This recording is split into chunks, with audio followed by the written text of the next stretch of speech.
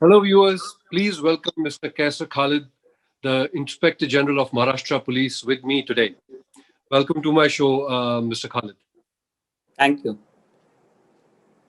So, today we are going to talk about how you aspire to join the Indian Police Services. Sure. Please go ahead. Can you can you give me an insight into what was your thought process when you were thinking about joining the Indian Police Services? Uh, Sita, I was born in a rural area in a village, in fact, very small village, less than 1,000 population, remote area in a state called Bihar in India. Now, the Okay. best that our people had seen at that point of time were some doctors and some engineers. That was the maximum one could have thought of in to achieve in life in reaching as a career option or goal. But I always thought differently. I always thought there has to be something more to life than this. And I dreamt big. Actually, I was quite fond of reading since my early days. Okay. All kind of stuff that used to come to our house and home, I used to read. It could have been novels, it could have been film magazines, it could have been any other magazines. And many a time I was scolded also because some reading was not suitable to my age.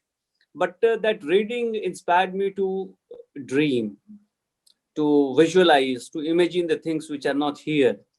For example, at that point of time in late 70s and early 80s, if you imagine India and Bihar and my district area, which was a Mm-hmm. subdivision at that point of time, there were hardly newspapers coming to our house. There was no newspaper in rural areas. Radio was the only medium of communication with the rest of Okay. the world. So I used to visualize things, how things would have happened. Suppose I hear some story about London at that point of time, or I was reading some detective novel. There was a famous Urdu detective novel writer, Mr. Ibn Safi. Many of his novels were based in Europe and other places. So you can only imagine those places. There were no televisions there. There were no electricity. Forget television, there was no electricity. There were hardly any metal roads. So in those circumstances, you can only visualize the things. And that visualization taught me to dream. And when you dream big. And you want to break free from all the shackles which the then society imposes on you, and you think that there has to be a better meaning to life, there has to be a better option for life. Then I started seeing servants who were posted in my subdivision and district. Sometime I used to pass by their houses, I used to see their vehicles, I used to the influence that they used to wield, and the kind of help they were able to extend to people. So I thought Right. maybe civil services is the proper thing for me, and especially police service is something in which I can help people a lot. I can serve the society. So combined with the aura that this service had, and combined with the capability or an Mm-hmm. opportunity of service to serve people, to help people, to wipe out tears, to ensure that justice is done, and those kinds of things, that inspired me to join the service like this. And I think now when I reflect back, I made a right decision. I believe this will be a very big inspiration for a lot of young people in India, and especially in Bihar, the state you come from. You have also studied in United Kingdom and in Australia. What kind of exposure did you get there, and do you use it in your day-to-day normal life in India? Oh, definitely. Both Australia and the UK, they were part of our training modules in which we are exposed to policing practices, challenges, and opportunities in different countries. We go and study their organizational culture, behavior, their service delivery, their goals and aspirations, the way they interact with the society, the way they find a kind of uh, the connection that they have with their society and how they propose to serve them. And also a lot of organizational subculture which exists in every police force. Also, in many countries, we go and see how they could organize some big event, like, for example, Olympic Games or some show game or some other thing, kind of thing. Also, a lot of challenges that they face in terms of traffic, in terms of public order management, in terms of disruptions in the political process, in terms of crime, in terms of I would say the differences between various strata and segments of the society. At some places, it might be color. At other places, it might be religion. It might be other things. In both these exposures and attachments have helped us to understand the policy and practices. For example, we were taken to, I think, Birmingham, which is the second largest city in UK. Yeah. So then the police chief there was giving us an overview, and he said a lot of Asians are there in that area, and what kind of issues they faced because they were not knowing the language. There was some, they also did not, were not exposed to their culture and all those things.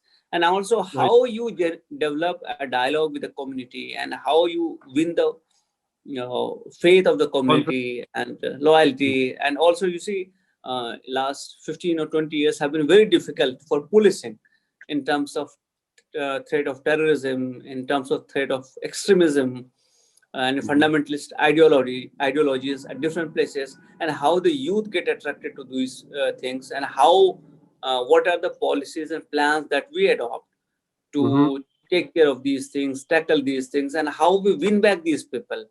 Also, a lot of technological input, because you see, because at that point of time when we went there to UK, ISIS was very, very active, and there was a lot Okay. of recruitment from different places. So how we Yeah. monitor the things, how we do the things, and also in terms of investigation of crime, we were exposed to what you call as dead case files, the Okay. crimes which were never detected 30 years or Mhm. 20 years ago, and they were kept in a file. Now, with the change in technology, like fingerprinting or DNA and other things, how they were able to solve some of these things. So quite a lot of interaction and quite a lot of discussion and debate and learning, rather mutual learning. Because, for example, I'll tell you an example. When we went to Sydney, and the Sydney police was giving us uh, a kind of presentation how they are Mhm. handling crowd. So they took Yes. us to the stadium where they had organized 2000 Olympic. Okay. So they told us that the crowd size was 100,000 people who had Right. come to see the things. Then there was a discussion how big a crowd you have handled in a career and all that. At Yeah. that point of time, I was Deputy Commissioner of Police, Railways, Mumbai. Okay. So when my turn came, they asked me, "How big a crowd have you ever handled?" I said, "Sir, we handle 6 to 7 million people daily who travel by Yeah. train in Mumbai." Yes. So the population of Sydney at that point of time was 5 million.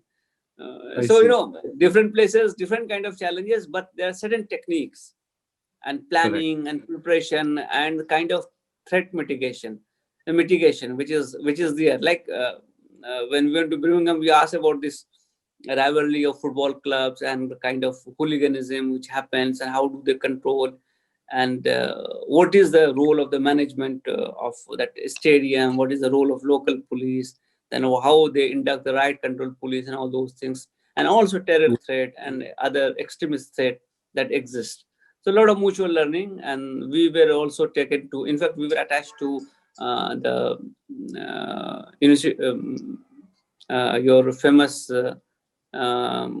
university in London, UL, You UCL, University UCL. College. Yes.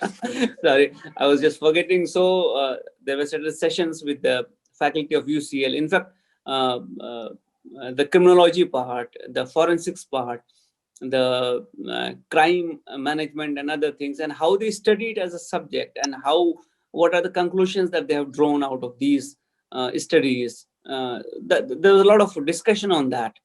And I see, different societies have different kind of challenges, but techniques remain the same. I mean, how you use those techniques differ from place to place.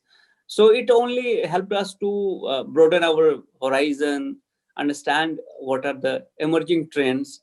And all in all, it was an exposure which enabled us to learn a lot of things. That is very good. So tell me, you have been awarded the Marksman Great Shooter in Firing from the Central School of Weapon and Tactics in Indore, and also you have a proficiency in Marathi language from the National Police Academy. You've been recognized.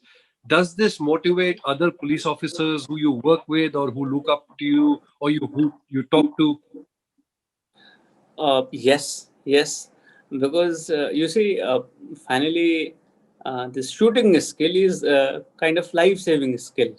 It not only enables you to hit the criminal first and in a better fashion, but it also ensures that you are safe and secure. And in that way, you are also saving the life and property of innocent people in the society.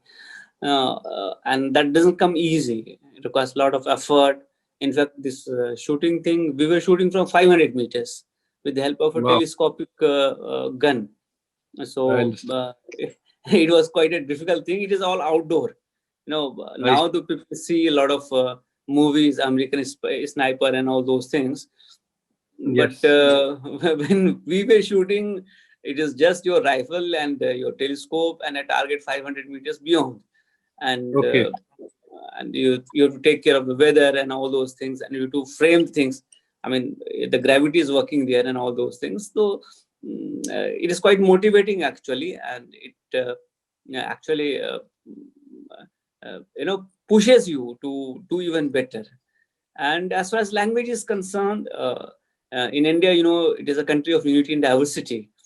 So Yes. different states have different languages. For example, the area from which I come, I was taught, educated in my up to my secondary level in Urdu. I knew Correct. Hindi, I knew Persian, I read Persian also, and then English, of course. Then when you come to a state like Maharashtra, where the Marathi is the official language of the state, you have to learn Correct. Marathi, and if you want to interact with the people, and especially the rural people who do not know Yes. any other language, you have to learn their local language and interact with them in that language. That helps you understand them better and reach out to them better. So it was quite an effort in the beginning, but gradually after practice, we developed that skill, and now they're pretty proficient. In fact, all of us, the officers who have come from outside, but they're working in Mhm. this state, they have learned this language. In India, That is in fact, I'm seeing my batchmates who have gone to Jammu and Kashmir. They are proficient in Urdu now, and many who go to South India and they learn Tamil or Telugu or Kannada or Malayalam, uh, uh, which otherwise we wouldn't have been exposed to. So it is correct. quite enriching. And It is like then you when are people are traveling, they're learning the languages of other countries to integrate and exactly. understand. India is country of countries that ways. I mean, so many Exactly. languages, so many Correct. languages. So you started the first women commando unit of the Mumbai police. Again, that is a huge thing because in a country like India, women empowerment is really needed. And you have again shown something which is uh, not just in normal day to day life, but in a police force like Maharashtra, and especially a city like Mumbai. In fact, we started this thing much before this Nirvaya thing happened in Delhi. Uh, uh, by that time, when I was posted as Additional Commissioner of Police, Mumbai City, East Region, I had a fair exposure of the city. Uh, Prior to that, most of my service had been in rural areas or small urban areas and one big town in Nagpur. The culture is very different in those places. They are primarily agrarian areas where agriculture is the mainstay and some industry has come up and urbanization has taken place. But Mumbai is a different ballgame altogether. Mumbai, as they say, never sleeps.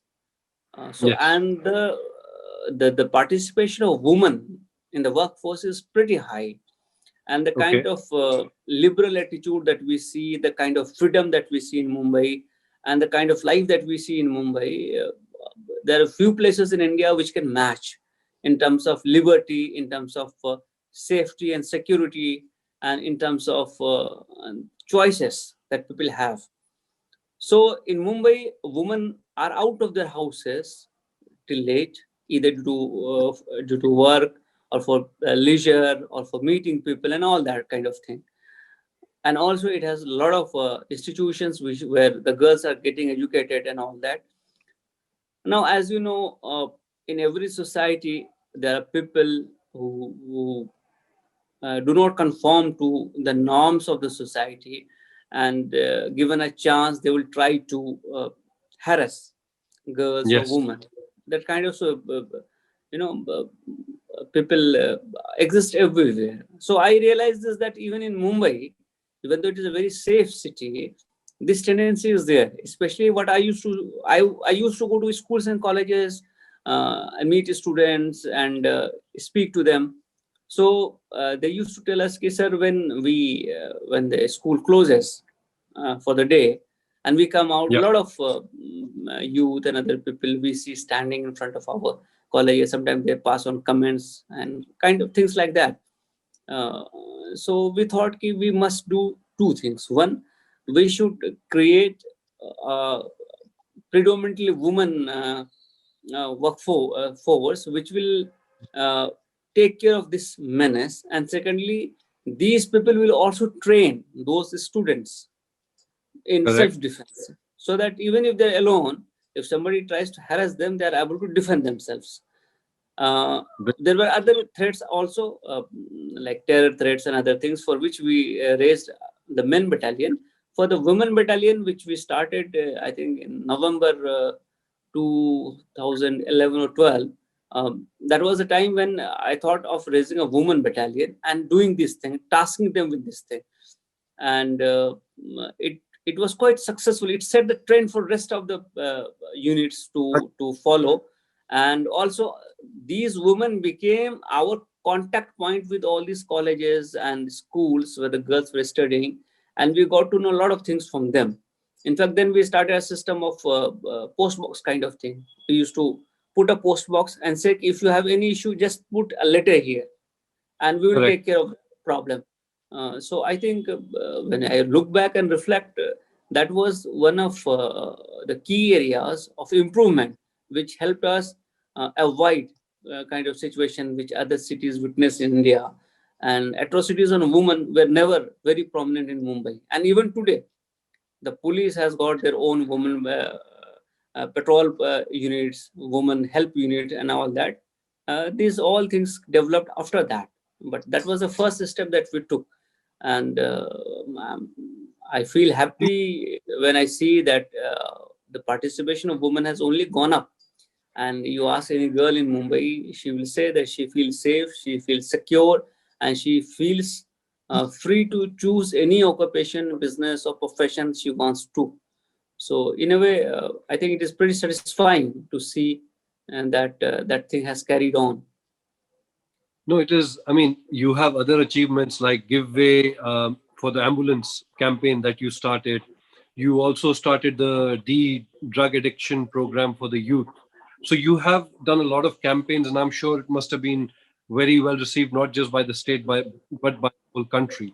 But again, what was the inspiration? What can you tell the youth, not just of India but the world, like what is it related to drugs, or what is it related to, say, a campaign like the Give Way to the ambulance? What kind of thought process was going in your mind? Uh, I was always very close to the society. I mean, unlike many other officers who develop a different kind of attitude and they try to keep themselves away from people, I was always a people's man. I always interacted with them. I used to listen to their grievances very patiently and used to find out what we can do, what is doable, especially what are the low hanging fruits which we can do immediately. So give way to ambulance is in fact an expression of that thing, when we realize that a lot of people die because they do not get medical aid and attention quickly. And having worked in railway police, and Yes. you will be shocked to know that when I was working there, we used to have around 3,500 odd deaths every year, because Mhm. people used to get cut while they were crossing the tracks. Oh, I wow. mean, in Okay. Mumbai, the murders were around 200, 250 odd per year. Okay. but Mm-hmm. around 3,000, 3,500 people were losing their life because they were getting run over by train. So, I see. and many more getting hit. So the Okay. rule was that the golden hour must, in the golden hour, the patient must Yeah. get medical attention. How Okay. do you get medical attention?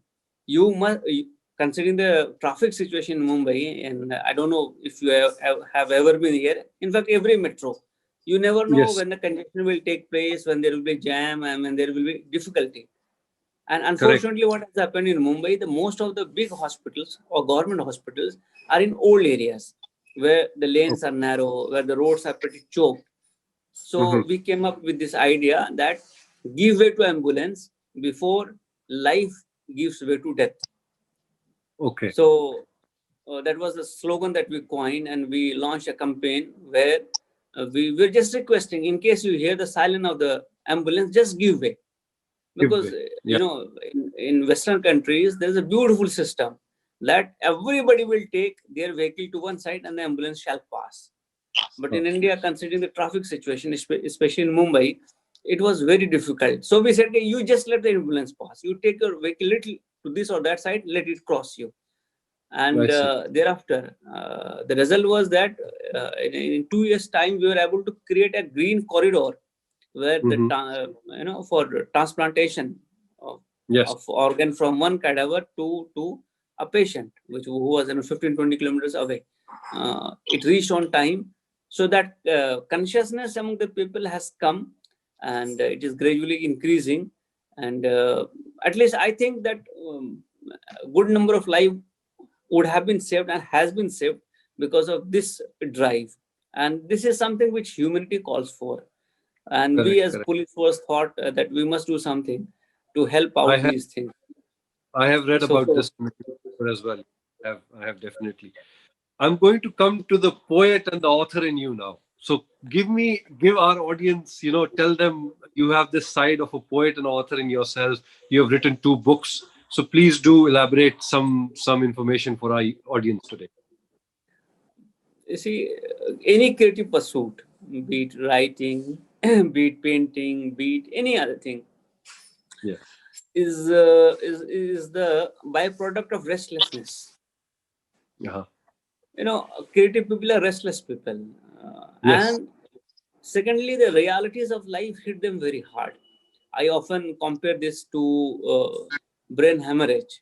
If you see from Okay. outside, there will be hardly any injury, but if Yes. you open the skull, you will find a lot of injuries inside. So, a creative person is a very restless person, and he thinks very differently. For example, I've narrated this somewhere that as a part of our training, we were taken, there is a paper in police training which is called forensic medicine. Now, Okay. every other paper deals with human being when he's alive. But this forensic medicine starts with death. So, as a normal person, you go to a class and you see what happens after 12 hours, or 24, 36 hours, 72 hours, and how all these things take place, how the body gets destroyed, and photographs of different stages. And you feel horrible. I mean, person Mm. like me Yeah. used to feel horrible in that class. And I used Okay. to see dead bodies in different deformed shapes and all that. And over and Okay. above that, we were taken to witness post-mortem in a Okay. hospital, in a big hospital. Now, if you go to forensic science department, forensic medicine department of a hospital, there are a lot of dead bodies stored there, unclaimed dead bodies and all that. Mm. And there is a stench. I mean, the hospital where we went, Correct. I that there's a very disturbing kind of stench. And then people were sitting there, they were laughing, they were eating as if nothing has happened in the midst of those dead, who were stored there. So we were Right. taken to that room, and then the doctor came, his assistant came. So he asked, "What is today? What is there today?" It is as Okay. if we asked, "What is there on the menu?" No, it is like Hmm. this. Yeah. So he said, "Three dead bodies have come." He said, Okay. "Okay, bring one." So a body Okay. of a lady was brought, and we were all officers. We were around Right. 70, 65 odd officers there. And we were all around that big table. Now the body is laid, and then rigor mortis develops and it becomes twisted. So you cannot take out the clothes, you have to cut the clothes. So Okay.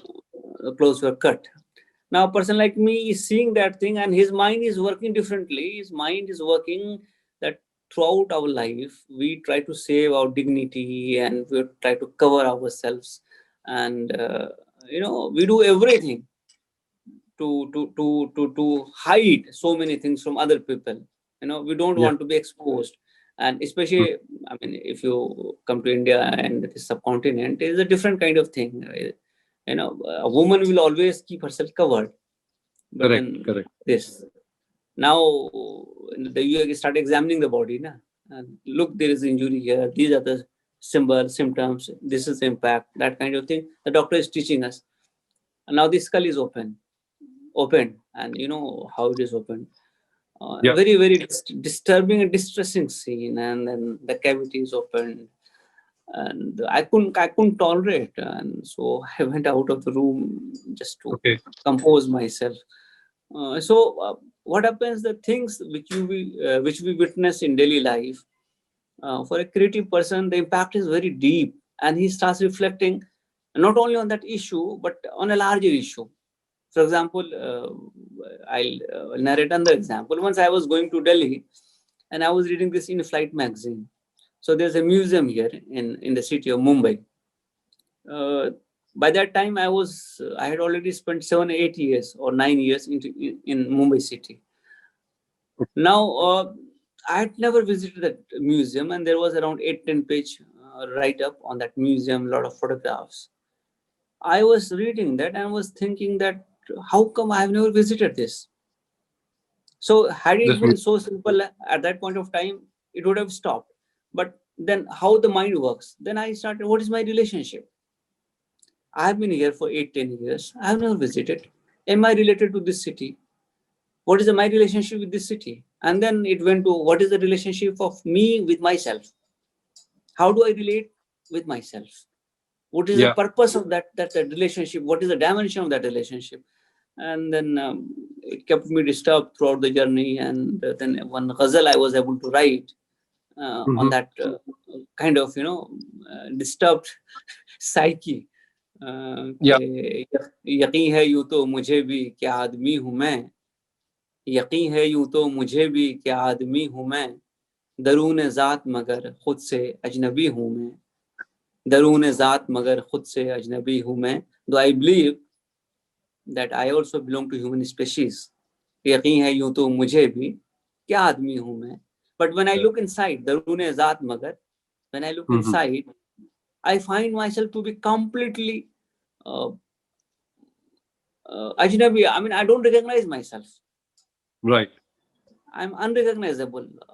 No relationship with this form, with that soul. So that kind of Yeah. thing comes, you know. Okay.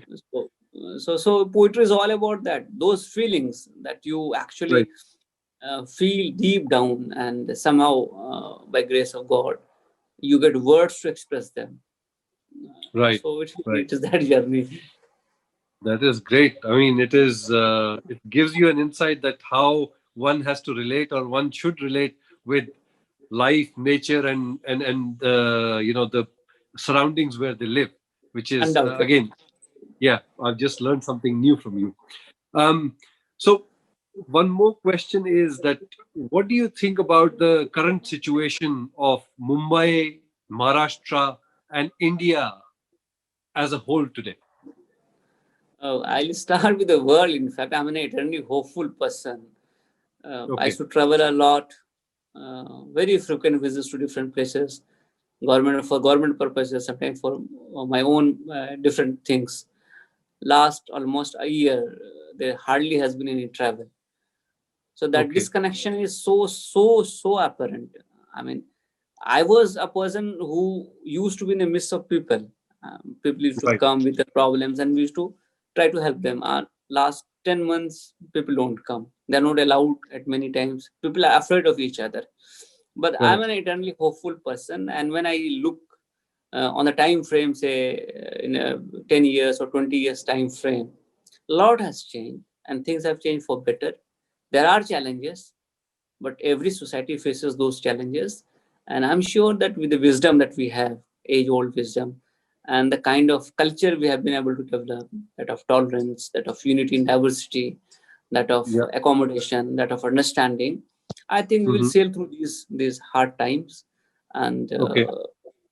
and with the diaspora all around the world, we learn a lot. They went there, the first generations, they did a lot of struggle, they survived, Yes. they flourished, they prospered. And now Correct. I'm seeing all around the world people reaching to highest positions. Yeah. So in India, I don't think we can ever lose hope. It is a country of hope, actually. Country of hope. So It's an intertwined country of people live on hope every day. That's what I think. Mumbai is, if you come to Mumbai, you'll find that thing. I mean, we have seen very difficult times. I myself have seen. I was in South Mumbai, and a bomb Okay. went off at Gateway of India. So there was a Right. huge blast. I was around Okay. a kilometer or two away. So as a police officer, I could sense there is something has gone wrong. So on foot, I went to see there. The bomb had exploded maybe 10 minutes ago, and this Taj Hotel is in front of that particular was in front of that Gateway. spot, Gateway of India. So the colored glass on the window of Hotel Taj had shattered. By the time I reached there, they had started repairing it. So that is the Okay. spirit of Mumbai. So in That is 15-20 minutes, everything was delivered. yeah, see, we have seen blast in train, we have seen other heinous crimes, but life has moved on, and we have reconstructed, and we have done better than what we used to be. So we have challenges, huge challenges, because a country of at least say 1.3 billion people will never Yes. be uniform. It will never be Correct. homogeneous. It will have its challenges. And that is also, there's a good learning in that, those challenges. In fact, our whole history has taught us to learn from these uh, failings and successes, and then move on. See, So absolutely. in a way, I think that's what You is have been, happening here. you have been awarded the leadership award by the Indian Business and Professional Council of Dubai. So, I'm sure the kind of leadership skills you have. Can you give one example to our audience today before we conclude this interview? One great example of leadership. Leadership is all about how you share your dream with the people with whom you work, and make them believe in that dream. So I have one very simple formula for that. I say I must leave this place better than what I inherited or what was given to me. Be it a small position, be it a big position, we must make a positive difference. And that positive difference will only come when I stop cribbing where I've been placed, where I've been posted, what kind of assignment I've been given, and start focusing and looking at what is the brighter side of that thing. I think over a period of time, people start believing in you, and they start sharing their dream, and they start working for it. And together we achieve those things. And one thing that I've always learned is that when it comes to credit, you always take a back seat. Let the people who are working with you be in the front. And if you Let them respect take it. them, exactly, they will do twice the hard work than what they have been doing now. And your organization will prosper, it will go ahead. So that is one thing. And secondly, I realized that positions would change, they would differ, but the basic humanism must be there. We are humans first, and we are in a human organization.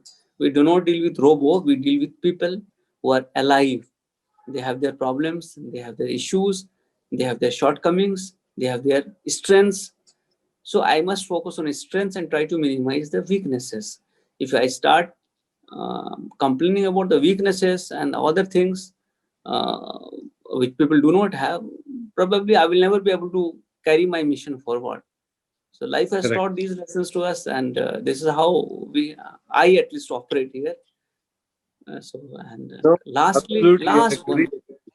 last one thing I always thought, and this is my one of the purposes of life, to give back to the society. I've taken so much from them. I'll always indebted to them, but I must return something. I must return something, and before I die, I must be able to create many, many more Quaiser Khalid, and people who would excel and surpass me and go much beyond what I could achieve in life.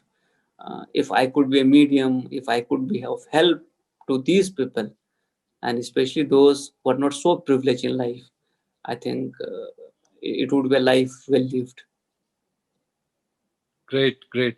Thank you so much, Mr. Quaiser Khalid, for giving us time and sharing your wisdom, experience, and everything with our audience today.